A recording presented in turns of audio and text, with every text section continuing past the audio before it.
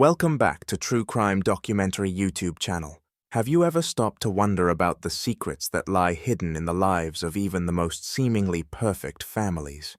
What if, one day, the people you love and trust the most betray you in ways you never thought possible? How far would you go if your entire world was turned upside down by a shocking revelation? This is the story of Emma Reid, a woman whose seemingly perfect life was torn apart by a betrayal so deep it would unravel everything she believed in. Her life became a web of secrets, lies, and choices that would ultimately lead to devastating consequences. But this story didn't unfold all at once. It started with small cracks that grew into a storm of chaos. Let's take it step by step and watch as Emma's world unravels. It was a typical Monday morning, March 5th, 2019, in a quiet suburban town of Willow Creek. The Reid family was the envy of their neighborhood. Emma Reid, a 36-year-old stay-at-home mother, lived a peaceful life with her husband Adam and their 14-year-old daughter, Sophie. They had a beautiful home, a spacious two-story house with a well-kept lawn that Emma meticulously cared for. Sophie was thriving at school, excelling in soccer, and always had a smile on her face.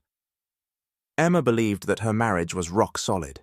She and Adam had been together for 12 years, and while they had their ups and downs like any couple, they had built a life together that felt stable. Adam worked as a successful financial advisor, which allowed Emma to focus on raising Sophie and maintaining their home. From the outside, everything seemed perfect. 6 months earlier, Emma's mother, Margaret, whom everyone called Maggie, moved in with them. Maggie had fallen on hard times after the death of Emma's father and some financial struggles.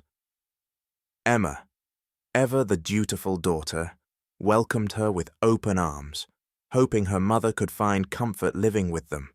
It was an adjustment, particularly for Adam, who wasn't thrilled with having a new person in the house, but Emma assured him it was temporary, just until Maggie got back on her feet. What Emma didn't know was that Maggie's presence would soon ignite a chain of events that would destroy everything. For the first few months, things were normal, but slowly, Emma began to notice subtle changes in Adam. He had always been loving and attentive, but recently he seemed distant. He started coming home late from work, often with vague excuses about meetings or work dinners. When he was home, he seemed preoccupied, always glued to his phone or stepping outside to take private calls. Their conversations became strained, limited to small talk about Sophie's schoolwork or groceries. Emma told herself not to worry. She rationalized that Adam was stressed with work, and perhaps Maggie's presence was adding to that tension. But deep down, a nagging feeling crept into her mind. Something was wrong, and she could sense it. She tried to shake the thought, telling herself that she was being paranoid. After all, their life had always been so stable, but the truth was right under her nose, and soon enough, she would uncover it. On the morning of March 5th, Emma was going about her usual routine. After dropping Sophie off at school, she came back home and began cleaning the house. As she tidied the bedroom, she noticed something unusual. Adam had left for work earlier than usual, leaving behind a half-empty cup of coffee on the kitchen counter, which seemed odd to Emma. While putting away laundry, Emma opened one of Adam's dresser drawers to place his shirts inside. As her hand brushed against the folded clothes, she felt something hard, something out of place. She pulled it out, and her heart stopped. It was a phone, but not the phone Adam usually carried. This was an older model, one she had never seen before. Her mind raced with questions. Why would Adam have a second phone? Was he hiding something from her? With shaky hands, Emma turned it on, and to her surprise, there was no passcode. The screen lit up, revealing a flood of text messages. Her curiosity turned to horror as she scrolled through the messages, each more shocking than the last. The messages were explicit, intimate, filled with secret plans and desires. But what sent a chill down her spine was the name at the top of those messages: Maggie, her mother. Emma's breath caught in her throat as she stared at the phone in disbelief. Her hands trembled as she continued reading, each message more damning than the last. Her husband, the man she had loved for over a decade, was having an affair with her own mother. They had been sneaking around behind her back for months, meeting in secret while she was out of the house, living a double life right under her nose.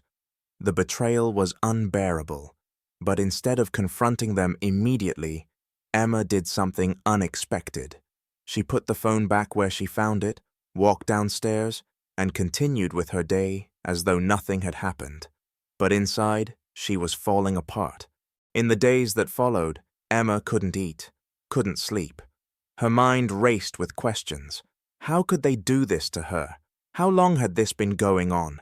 Every time she looked at Adam or Maggie, she saw them differently. The stolen glances, the quiet whispers when they thought she wasn't looking, everything started to make sense. But Emma wasn't ready to confront them. Not yet. For the next few days, Emma played the role of the perfect wife and daughter. She went through her routine, cooking, cleaning, tending to the garden, while secretly observing Adam and Maggie more closely. Every interaction between them now seemed suspicious. She noticed the way they exchanged quick, secretive glances, and how Maggie always seemed to linger a bit too long when Adam was around. The tension in the air was thick, but neither of them suspected that Emma knew. During this time, Emma began to gather evidence. She started checking Adam's phone logs and email whenever she could, piecing together the timeline of the affair. Every discovery only added fuel to the fire raging inside her. The betrayal from the two people she trusted the most had pushed her to the brink, but Emma wasn't ready to explode just yet. She wanted the perfect moment to confront them, to watch their lies unravel in front of her. By March 10th, the emotional toll had become too much to bear. Emma was no longer the calm, composed woman she had been just days before. Inside, she was consumed by a deep, festering anger that threatened to boil over at any moment. The once peaceful home had turned into a battlefield of unspoken tension. March 11th, 2019, was a Sunday, a day that began like any other. The family went through their usual routine of breakfast and small talk. Sophie, as always, was oblivious to the growing storm brewing between her parents and her grandmother, but Emma knew that by the end of the day, everything would change. The day passed slowly, with Emma barely able to keep up the facade any longer. She had been carefully planning her confrontation for days, and now the moment was approaching. She could feel the weight of what was coming, the inevitable explosion that would tear their lives apart. That evening, after dinner, Emma quietly waited. The house was unusually silent. Sophie had gone to bed early, tired from a long day at soccer practice, leaving only the three of them in the living room. Adam sat in his usual chair, reading a book, while Maggie sipped tea, pretending everything was normal. Emma could feel her pulse quicken as she stood up and walked over to Adam, her hand gripping the hidden phone she had found days earlier. She placed it on the coffee table in front of him. The room fell silent. Adam looked up, confused, but when his eyes landed on the phone, his face drained of color. He recognized it instantly. "What's this?" Emma's voice was eerily calm, but her eyes were cold. Adam stammered, his voice shaking. It's nothing. Just an old phone I forgot about." Emma didn't flinch.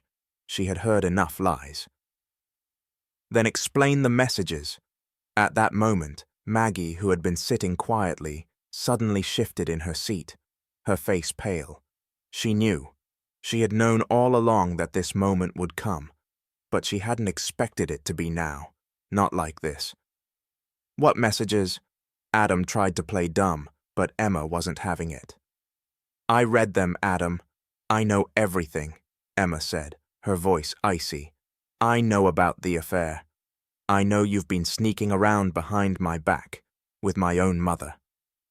The weight of her words hung in the air like a bomb waiting to go off.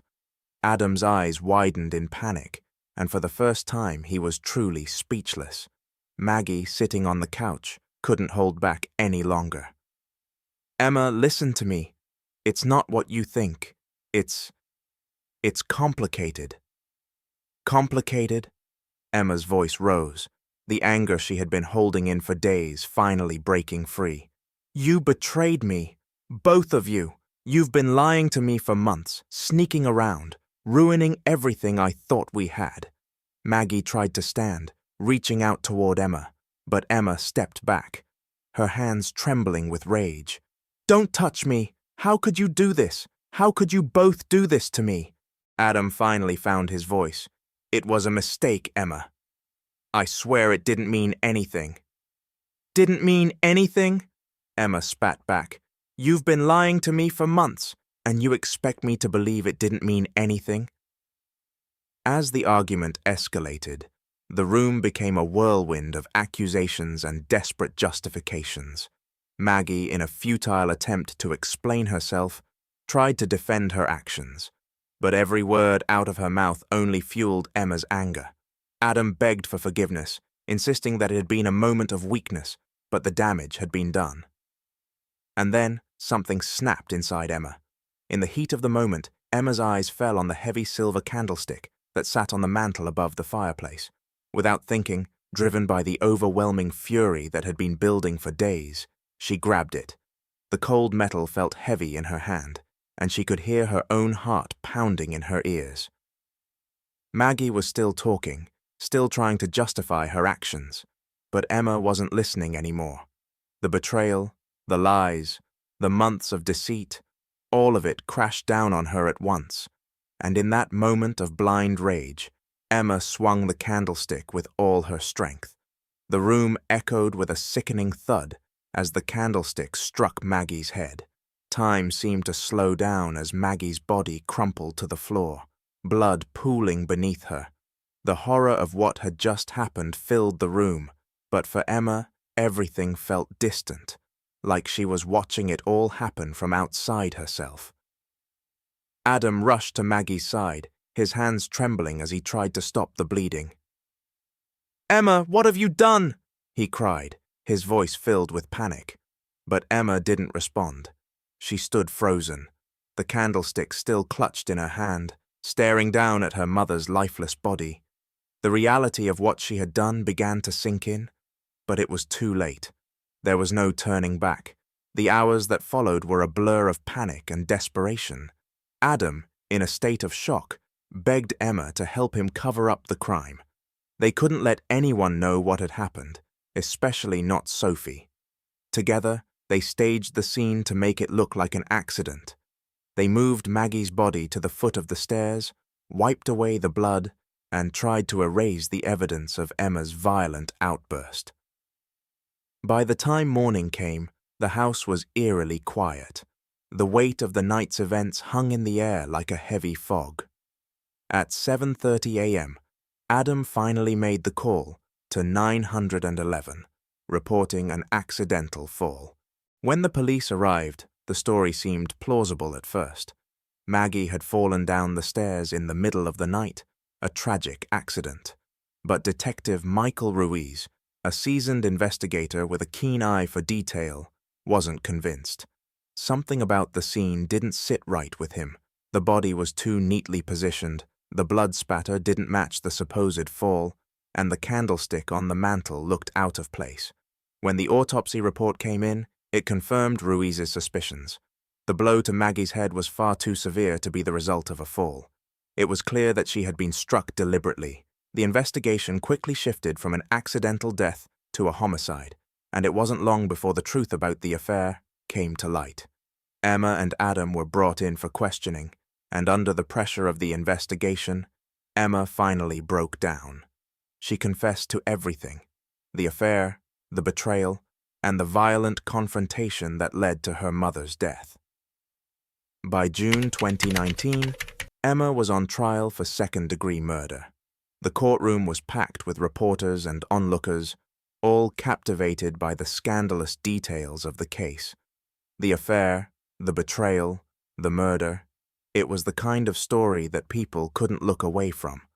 The prosecution painted Emma as a woman consumed by rage, driven to murder by the ultimate betrayal.